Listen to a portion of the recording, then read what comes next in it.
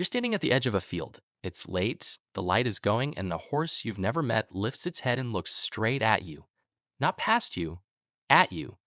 It doesn't move, it just watches, ears swiveling, weighing something you can't see. For a second, the whole thing flips, and you stop wondering what it feels and start wondering something stranger. What does it think you are? We spend so much of our lives studying animals. We film them, track them, put them in documentaries, argue about them online, but we almost never turn the question around and ask what they make of us. And I don't mean that in a soft, poetic way. I mean it literally, because the answer, once you actually look at the research, is stranger and more humbling than most of us are ever ready for. Here is the uncomfortable truth. Animals do not see you the way you see yourself. We define ourselves by our names, our jobs, our little social dramas. We quietly assume we're the main character of the whole planet. Animals strip all of that away in an instant. They don't know what a mortgage is. They don't care about your ego. They read you through smell, through movement, through sound, and through what you did the last time they saw you. So the real question isn't whether they understand us, it's what kind of creature they think we are. Let's start with the one that loves you most. Dogs have lived alongside us for at least 15,000 years, and that closeness has quietly rewired their brains to read us better than almost anything else alive. But a dog does not think you're another dog.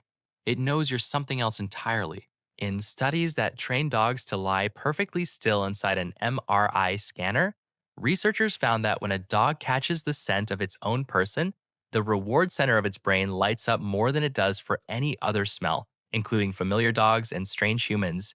You specifically are the best thing it can smell. And in separate scanning work, many dogs' reward centers responded to their owner's praise as strongly as they did to food, and some responded to praise even more. Dogs also read our faces and voices together, telling a happy expression from an angry one, even on a total stranger. And they follow a pointed finger better than chimpanzees do, our own closest relatives. There's a real hormonal loop, too. When a dog and its person share a calm moment, both of their oxytocin levels rise at the same time. To a dog, you are the entire pack folded into one creature. You're the provider, the protector, the one who opens the door and makes the world make sense. That's why the daily reunion is such an event. To you, it was just a Tuesday. To your dog, the whole pack just came home. So, what does a dog think you are?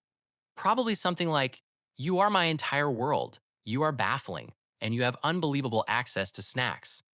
Cats, however, are a completely different story. A cat watches you just as closely, but it doesn't respond the way a dog does, and it certainly doesn't think you're a cat. It knows you're enormous, loud, and nowhere near as graceful as it is. And yet, it treats you a lot like it treats other cats it actually likes. It rubs against your legs to smear you with its scent. It blinks at you slowly, and research on that slow blink suggests it really is a small signal of trust, one you can even send back. Here's the strangest part. In the wild, adult cats barely meow at each other at all. They talk through scent and body language instead. They save the meowing almost entirely for us. That means your cat has more or less invented a private language aimed directly at you, refined over time because it learned that you're the one who reliably responds to sound. Some researchers think cats never filed us under owner in the first place, just under large, non threatening social partner. The affection is real, but it's on their terms, in their language, translated for an animal they've decided is worth the effort. To a cat, you are not a master and you are not a god. You are a giant, endlessly trainable roommate who happens to hold the magical power to open cans and who can be trained with patience to open them on schedule. Stepping outside the house, we meet a very different kind of mind. A horse is a prey animal, and for its entire evolutionary history, survival has meant reading the intentions of everything nearby before it's too late to run. A horse doesn't care what words you use. It is reading your body closely. Studies have shown horses can tell a happy human face from an angry one in a photograph and then remember it, behaving more warily toward a real person later if the picture they'd been shown of them was angry. Up close, it's tracking the tension in your shoulders, the pace of your breathing, whether you move like something settled or something about to spook. Horses have even been shown to shift their own heart rate in response to a nervous handler, tuning themselves to your state before you've said a word. If your energy is jittery and unpredictable, the horse feels unsafe, no matter how kindly you mean it. If you're calm and grounded, it offers you its trust. To a horse, you're a walking contradiction it has to solve. You've got the forward facing eyes of a hunter. You walk straight at it the way a predator would. And then, instead of attacking, you turn up with food and grooming and gentle hands. Over years of this, it lands on an answer that shouldn't quite make sense but does. To a horse, you are a strange, predator shaped member of the herd, one who somehow leads and protects instead of hunts, and asks it to do oddly specific things for reasons only you will ever understand. Now look up, because the birds have been paying closer attention than any of them. Crows and their relatives are startlingly intelligent, and they do not see a blur of interchangeable humans. They see individuals, and they keep score. In a now famous experiment at the University of Washington, researchers wore particular rubber masks while trapping and banding crows on campus, then simply walked around wearing those same masks afterward. Weeks and then months later, crows who had personally never been touched dive bombed, scolded, and mobbed anyone in that mask while ignoring other faces completely. The birds hadn't just remembered the dangerous face, they'd taught it to their flock and their chicks, who passed the grudge along without a single bad experience of their own. So a crow that has never met you can already have an opinion about you because its parents filed a complaint on your behalf.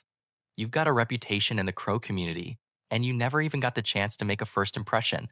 That's arguably worse than a bad review you're not allowed to reply to. And it runs the other way too. Crows remember kindness, landing closer to people who feed them and sometimes leaving little gifts. To a crow, you are not a generic human. You are one specific face, attached to one specific record, remembered for years. If crows keep files on us, elephants keep entire archives. In long term research in Kenya, elephants reacted with far more fear to the scent and to the red clothing associated with one local group of men who had a history of conflict with elephants than to another group who traditionally did not hunt them, distinguishing not just individuals but whole human communities by smell and color.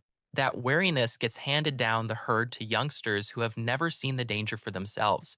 Elephants have also been documented approaching the bodies of humans they knew, touching them gently with their trunks and lingering there in a way that mirrors the mourning they show for their own dead. We honestly can't say for certain what that experience is like from the inside, and good researchers are careful here. But the behavior is real, repeatable, and completely unlike how they treat a stranger or a prey animal. Elephants that have suffered human cruelty can carry it for decades, showing trauma like responses years later, even in calm, safe sanctuaries. Ones treated with patience and kindness will travel a long way just to greet a familiar keeper. To an elephant, you are not a species and not a blur. You are a person with a track record, remembered warmly or fearfully long after you'd assume you were completely forgotten.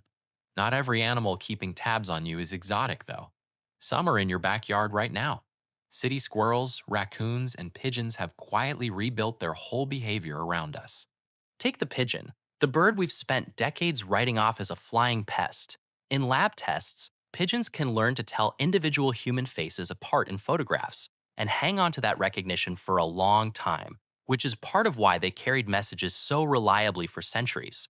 A city squirrel, meanwhile, isn't frightened of you the way a forest one is. It has learned to read your walking pace and your posture and run a quick cost benefit calculation on whether you're worth approaching for a handout. To that squirrel, you're not really a person at all. You're a large, unpredictable, mostly harmless obstacle with strong snack potential.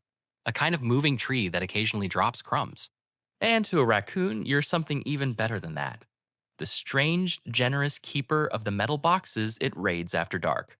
Raccoons are relentless problem solvers, and studies have found they can remember the solution to a tricky latch or puzzle for years. Which means they aren't just raiding your bins, they're studying your defenses. From a raccoon's point of view, our entire sprawling civilization might just look like one elaborate machine built for the sole purpose of producing leftovers. Guarded by locks it fully intends to beat. Now walk into the woods, where the mood changes completely. To most truly wild animals, you aren't a personality at all.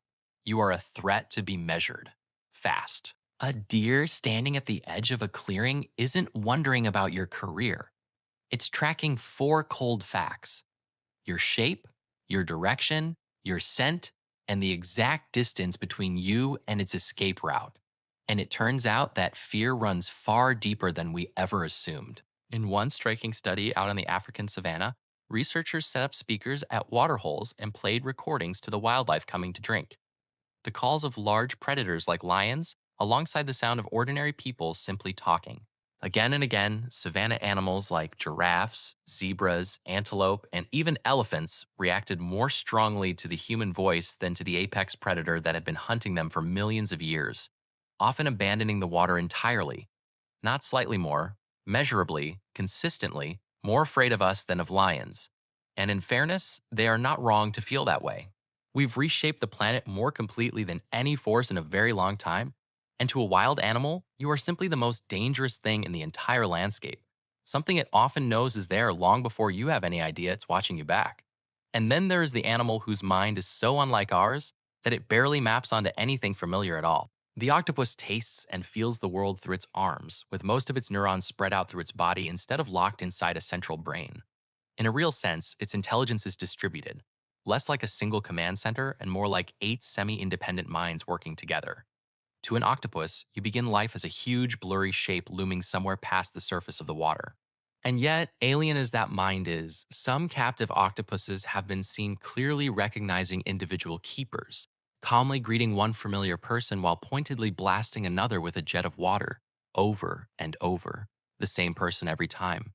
Researchers are careful not to overread a splash, and we should be too, but the pattern is genuinely hard to explain away as coincidence. It may not know what a human is in any sense you or I would recognize. What it has plainly worked out is that you, specifically, matter, and whether you're one of the good ones. To an octopus, you are a particular giant on the far side of the glass, quietly sorted into one it likes and one it absolutely does not. Step back from all of it, and a single pattern quietly ties every one of these creatures together. Not one of them is asking, "What is a human?" They're asking something sharper and far more useful to them. What does this specific one tend to do? They don't perceive our grand species at all. They perceive our behavior, tracked over time, filed away, and in the case of crows and elephants, even shared with others who've never met us.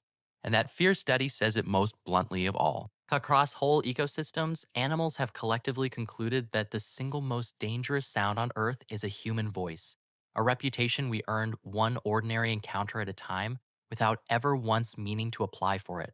So come back to that field and the horse that's still watching you. It was never really asking what you are, it was only ever asking what you'll do. And so was the dog waiting at the door, and the crow up on the wire, and the deer frozen at the tree line, each one of them quietly building a case out of your footsteps, your voice, and your hands. You go through your whole life certain that you're the one doing the observing, the studying, the watching, but you are being watched and remembered and judged far more closely and far more fairly than you ever guessed. They were never the passive background to your life. They were the analysts, and you were the subject. And in their world, the only thing that has ever really spoken on your behalf is your behavior. So the real question was never what animals think of you. It's what they'd think if you started paying the same kind of attention back.